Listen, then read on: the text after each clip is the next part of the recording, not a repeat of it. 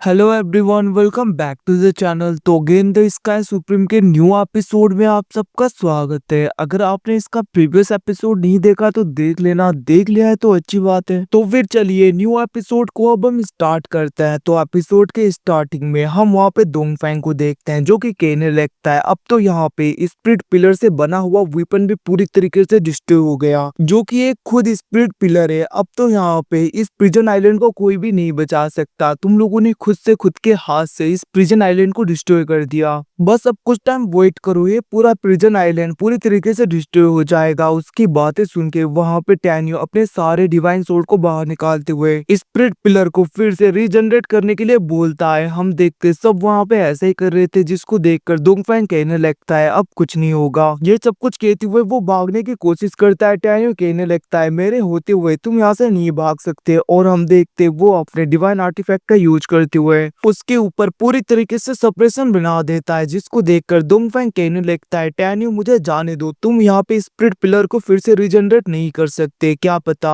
मैं तुम लोगों को भी इस प्रिजन आइलैंड से बाहर ले जाऊं। बट हम देखते हैं टैनियो को फर्क नहीं पड़ता, वो उसे कंट्रोल करते हुए कहने लगता है आखिरकार तुम यहाँ पे तुम्हारे एम्पर रूलोंग के बारे में क्या बोल रहे थे और पुराने एम्पर का क्या हुआ। तभी हम देखते वहाँ पे दोंगफैंग कहने लगता है पुराने एम्पर को निकाल दिया गया है और 9 हेवन एम्पर यहाँ पे रूलोंग है। अब उसकी बातें सुन के टैनियो कहने लगता है क्या तुम मुझे बता सकते हो आखिरकार प्रिजन आइलैंड को ऐसा क्यों बनाया गया। हम देखते हैं वहाँ पे दोंगफैंग कहने लगता है ये सब कुछ हमारे एम्पर रूलोंग का प्लान था, क्योंकि वो कियोस और ओरिजिन एंसेस्टर के आगे अच्छा बनना चाहते थे, जिसकी वजह से यहाँ पे मेरे एम्परर ने इस प्रिजन आइलैंड को बनाया ताकि वो यहाँ पे जितने भी मोटल है जो कि इमोर्टल वर्ल्ड में एसेंड हो उन सबको इस प्रिजन आइलैंड में लेकर रख सके और बाद में सबको बारी बारी करके खत्म कर सके। क्योंकि उनके विचार में होंगमिंग सुप्रीम भी जरूर फिर से रीबॉर्न होकर इस जगह पे एसेंड होंगे, तो यहाँ पे वो डायरेक्टली उन्हें खत्म करना चाहते हैं ताकि यहाँ पे क्योस सुप्रीम और ओरिजिन सुप्रीम को ज्यादा मुश्किलें ना हो। अब उसकी बातें सुन के वहाँ पे जेन कहने लगती है ये सब कुछ उसका प्लान था, इसका मतलब उसे पता था कि आप फ्यूचर में फिर से यहाँ पे जरूर आओगे, इसीलिए उन सब ने ये सब कुछ प्लान बनाया ताकि वो सारे इमोर्टल वर्ल्ड में आए हुए लोगों को प्रिजन आइलैंड में डाल सके और अगर आप मिले तो आपको पूरी तरीके से खत्म करने का ही प्लान है उनका। दूसरी तरफ हम देखते टैनियो कहने लगता है क्या तुम मुझे बता सकते हो आखिरकार प्रिजन आइलैंड से बाहर जाने का रास्ता कहाँ पे है। उसकी बातें सुन के हम देखते वहाँ पे दोंगफैंग कहने लगता है यूनसिन फेरी सिटी के 10 मिलियन माइल की नॉर्थ की तरफ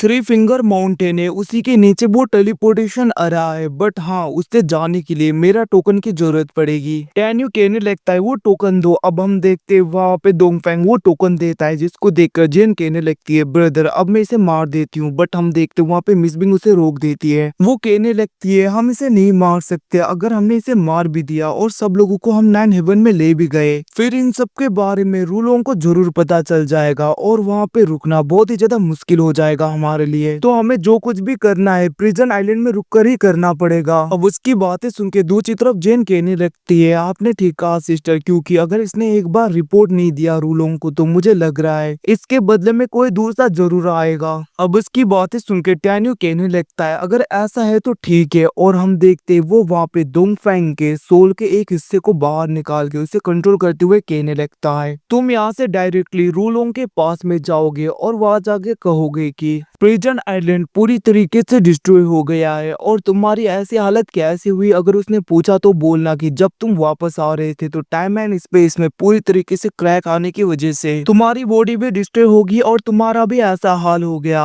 इतना कहते हुए टैनियो उसे भेज देता है, जिसके बाद में वो दोंगफैंग की तरफ देखने लगता है। वो कहने लगता है तुम तो 9 हेवन के इनबॉय हो ना, तो फिर क्यों ना तुम्हारे बॉडी को ही मैं यहाँ पे स्पिरिट पिलर बना दूं। ये सब कुछ कहते हुए वो वहाँ पे दोंगफैंग के बॉडी को उस वर्ल्ड पिलर के साथ में पूरी तरीके से मर्ज कर देता है और हम देखते हैं वो उसे ही स्पिरिट पिलर बना के वहाँ पे लगा देता है। और वो कहने लगता है प्रिजन आइलैंड से बाहर जाना ना जाना ये उनके हाथों में है, क्योंकि अगर एक ही बारी में वो लोग सब जाएंगे तो मुझे लगता है कि 9 हेवन में जिंदा रह पाना बहुत ज्यादा मुश्किल हो जाएगा उनके लिए। इतना कहते हुए वो वहाँ से चला गया था। दूसरी तरफ हम वहाँ पे रुयो को देखते जिसको की पास्ट का विजन आने लगता है, कैसे उसके दोनों ब्रदर ब्रदर रो रहे थे और उसके फादर वहाँ पे मर्डर थे, मतलब कि मर गए थे, जिसको देखकर रूयू शॉक हो गई थी। वो कहने लगती है आखिरकार फादर को क्या हुआ। तभी हम देखते उसका एक ब्रदर कहने लगता है तुमने अपने लिए बहुत ही अच्छा लड़का ढूंढा है, उसी ने हमारे फादर को मारा जिसको वो अपना मास्टर मानता था। ये सब कुछ कहते हुए वो रो रहे थे। जहाँ पे दूसरी तरफ रूयू को विजन आता है कि कैसे टैन्यू ने उसके आर पार शूट को कर दिया था। अब वहाँ पे रूयू पूरी तरीके से उठ जाती है और उसके आंखों में बहुत ही ज्यादा गुस्सा दिख रहा था और हम देखते उसने वहाँ पे अपने पूरे ब्लड लाइन के एनर्जी को भी एक्टिवेट कर दिया था। अब यहाँ से सीन शिफ्ट होके दूसरी तरफ हमें टैन्यू उन सबको दिखाया जाता है जहाँ पे क्वीन सिटी के सिटी लॉर्ड और वहाँ पे वो दूसरे सिटी के सिटी लॉर्ड भी होते हैं। वो दोनों वहाँ पे टैन्यू को थैंक यू कहने लगते हैं। वो लोग कहने लगते हैं जनरल टैन्यू अगर आप नहीं होते तो मुझे नहीं लगता हम कभी भी इस प्रिजन आइलैंड से बाहर जा पाते। ये सब कुछ आप ही की बदौलत है। अब उसकी बातें सुन के टैन्यू कहने लगता है मेरी बात ध्यान से सुनो, अगर एक ही बारी में इतने ज्यादा लोग 9 हेवन में जाएंगे तो मुझे लग रहा है वहाँ पे बहुत ही ज्यादा सफर हो सकता है और बहुत ही ज्यादा लॉस हो सकता है। इतनी जल्दबाजी करना ठीक नहीं होगा, बट अपने हिसाब से आप लोग कर लेना जो कुछ भी करना है। अब उनकी बातें सुन के वहाँ पे वो दोनों कुछ सोचे लगे थे। वहाँ पे क्वीन सिटी के मास्टर कहने लगते हैं आपने ठीक कहा जनरल टैन्यू, और वैसे भी ये सब कुछ आप ही की बदौलत हुआ है, तो क्यों ना आप लोग पहले 9 हेवन में जाओ और वहाँ के कंडीशन को समझो